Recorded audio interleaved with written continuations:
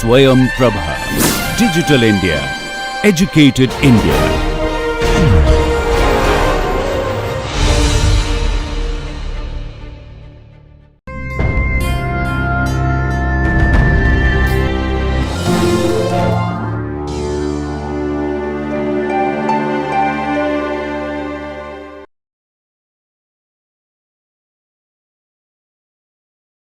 Welcome back, students.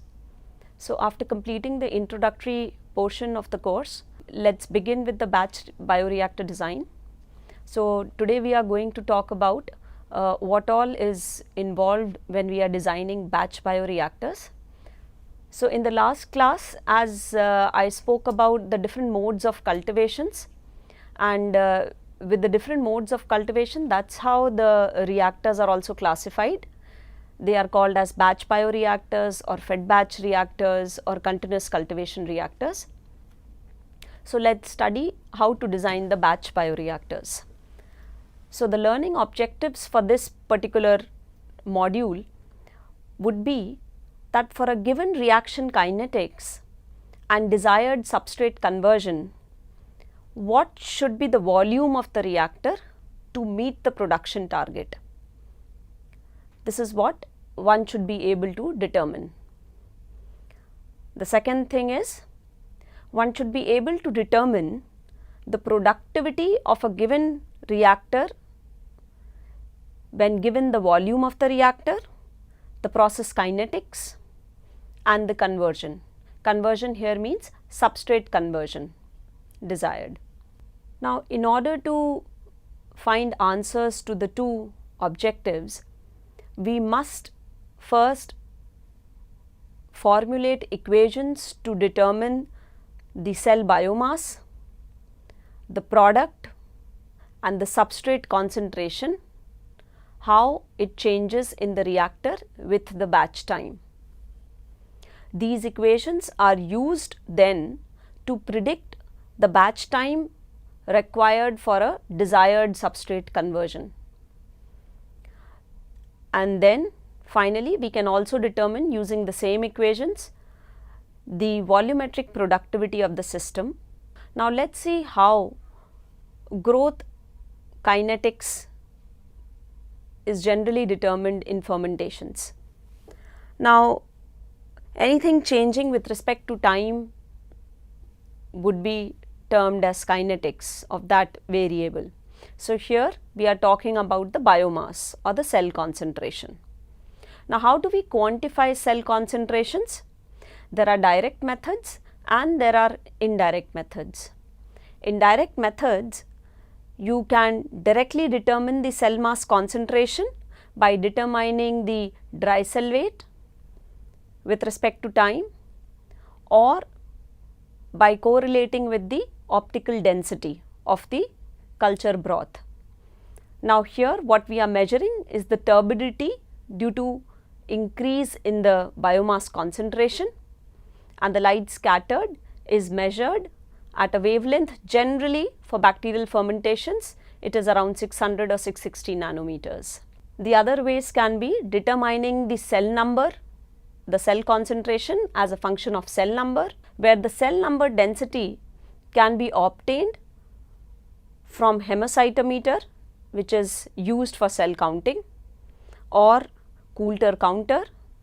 The indirect methods of biomass estimation involve correlating the biomass concentration or the cell number density with some intracellular parameters like the DNA or the ATP or NADH or proteins. There are correlations in literature where people have found a mathematical correlation between the cell number density and how these intracellular parameters change during growth, and they have been found to be directly correlated. Like for example, here if you see the example on the slide, 1 milligram ATP per gram dry weight. Let's assume this is the amount of ATP present per gram dry weight of the cell. Then if 100 mg of ATP per liter is measured at any time, then the corresponding cell mass concentration would be 100 grams tri-weight per liter. Now, as I said earlier, the cell growth kinetics or cell biomass growth kinetics is nothing but the rate of cell growth, and we try to correlate it with various chemical and physical factors, how this rate is changing with those factors. Now, when we determine this correlation, it takes a form of a mathematical model. Although accurate mathematical modeling is difficult because there are numerous physical and chemical parameters which are going to affect the cell growth rate. However, we take assumptions for ease, and there are various empirical models which are present which can correlate one or more of these growth rate limiting factors with the growth rate. So, let us see. Growth is dependent, we know, on various biochemical reactions and the transport phenomena, and there is always a heterogeneous mass of young and old cells at all times in the liquid broth. So, for ease, the most widely used kind of mathematical models fall under unstructured and distributed empirical models. What does it mean? It means that there are assumptions concerning cell components and the cell population. The cell kinetic equations derived from these models can then be used for analysis and design of ideal fermenters.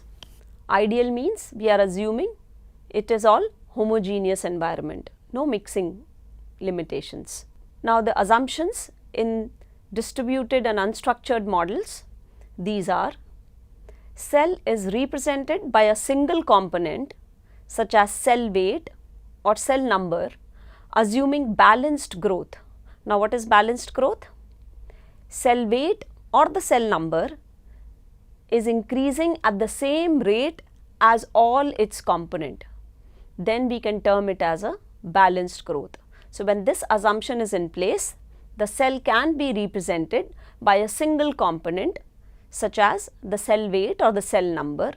Then the other assumption is that the cell suspension is homogeneous, which means so that you can assume the variables are only changing with respect to time and there is no spatial variation. Third assumption, only one medium component is limiting the reaction rate or the growth rate. The other components here are therefore assumed to be present in excess throughout the batch time. The most widely used unstructured distributed model is Monod's growth model. It is an empirical expression which is based on the effect of substrate concentration on specific growth rate of the culture, where the specific growth rate, as you can see on the slide, can be represented as mu is equal to mu max times a limiting factor which is said as S upon S plus Ks. So, this is the limiting factor. So, if you decipher from this equation, one can make out clearly the culture will continue to grow at its maximum specific growth rate till the S is in excess. So, which means you can see as S tends towards infinity, your mu will tend towards mu max.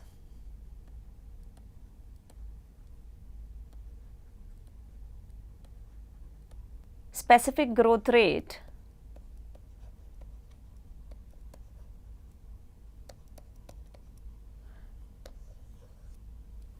is given as 1 by x dx by dt. Now, this is the rate of biomass accumulation inside a batch bioreactor, which is equal to the specific growth rate of the culture. So, now in the second line, the mu has been substituted by 1 by x dx by dt, and the x has been taken to the right hand side of the equation towards mu max s upon s plus ks. So, now this gives us a form how is the rate of change of biomass concentration is related to the limiting substrate and the biomass concentration at that time. So, in the same equation one can see that any increase in the nutrient concentration after mu has reached mu max will no more affect the specific growth rate. If you make a plot of mu versus S, a culture following Monod's kinetics will show you a saturation curve like this, which means, as was mentioned in the point, that as S is in excess, the mu becomes equal to mu max. And what we call in Monod's model as Ks, which is called as Monod's saturation constant, its value mathematically is that substrate concentration at which mu becomes equal to mu max by 2, half of its maxima. Now, apart from Monod's model, there have been other variations which have been made depending on the different other phenomena when taken into account. Like for example, Monod's model only takes care of the limiting effect of the rate limiting substrate. What if the substrate is showing an inhibitory effect as well? Then in that case, there are modifications which have been done to the Monod's model so as to bring the net specific growth rate of the culture as predicted by the model close to the actual value of the specific growth rate. So, for substrate inhibition into account, you can see there are two well known type of equations which are used. Now, these equations, the first one, this, where the first term is what takes care of the inhibition, substrate inhibition.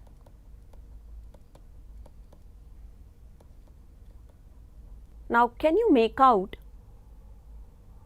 how the first equation is different from the second equation? Yes. In the first equation, if you see, if you make a plot of how the specific growth rate is going to be inhibited by increase in the concentration of the inhibitory substrate, you will see it can follow two different trends. One is asymptotic and the other is inclined straight line with a negative slope. Let us assume in case of an inclined straight line where it cuts the x axis at a value of substrate which we let us call it as Sm, then we may say that it is some defined value of substrate at which the specific growth rate is becoming nearly 0, isn't it? So, at this point the specific growth rate becomes 0. So, this point is that substrate concentration at which we can say complete inhibition is happening, complete inhibition of growth. So, then if you remember the model,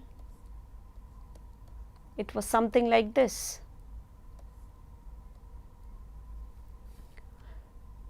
So, if S becomes equal to Sm, will it not depict that mu becomes equal to 0? Right. So, this model is useful when there is a defined substrate concentration at which there is complete growth inhibition being observed. So, the equation said mu is equals to mu m S upon S plus Ks. This was Monod's limiting factor. The other part of the equation talks about some Ki upon Ki plus S. This was your inhibition term. Now, one I have already explained, which is called as Luong's model, is a well-known model which is used to determine substrate inhibition kinetics when there is a defined substrate concentration at which the specific growth rate becomes 0, which means complete inhibition is happening. But in case if you observe in your system that mu versus S curve, the inhibitory substrate concentration is taking a form of an asymptote like what I drew here, which means that as S will tend to infinity, the mu will tend to 0.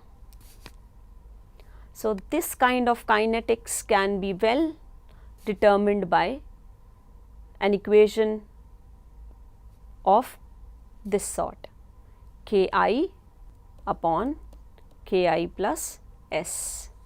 So, one can make out how different model equations have been formulated to take into account the different physical phenomena.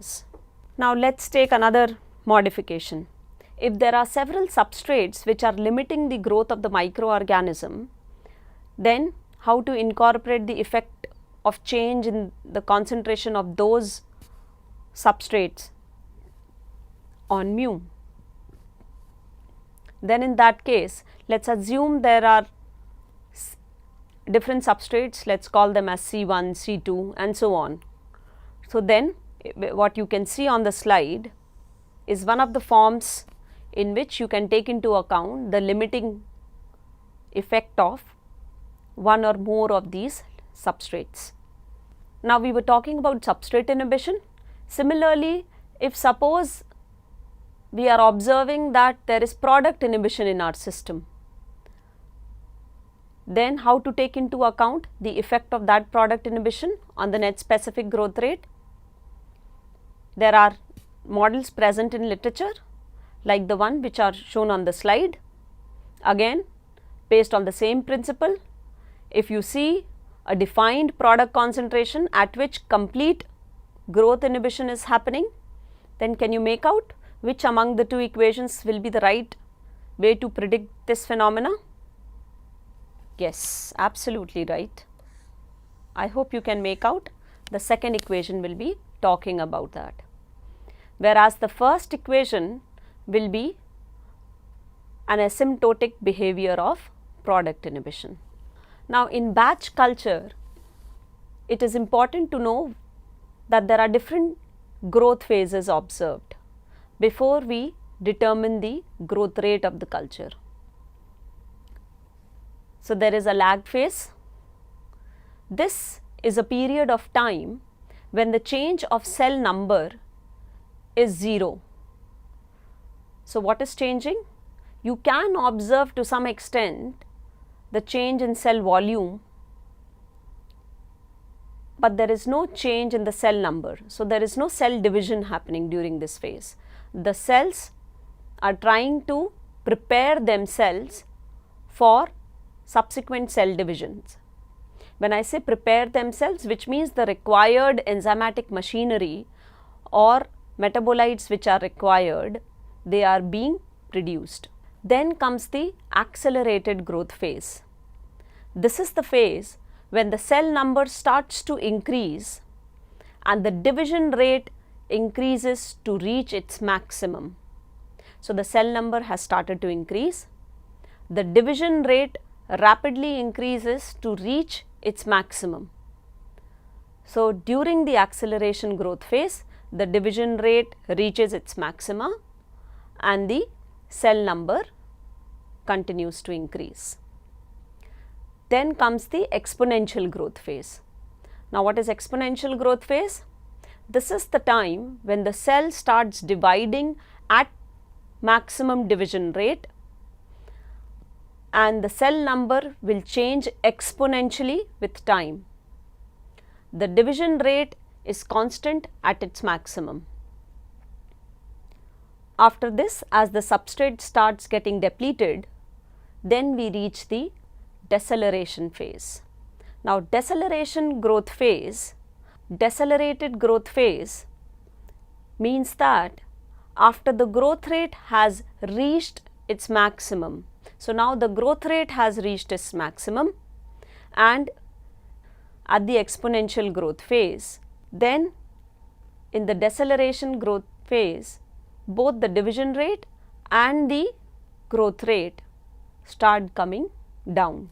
Finally, when all the substrate has been depleted, it comes to nearly complete depletion, then the cell stops dividing. The cell population will reach its maximum value and there is no increase in cell number thereafter.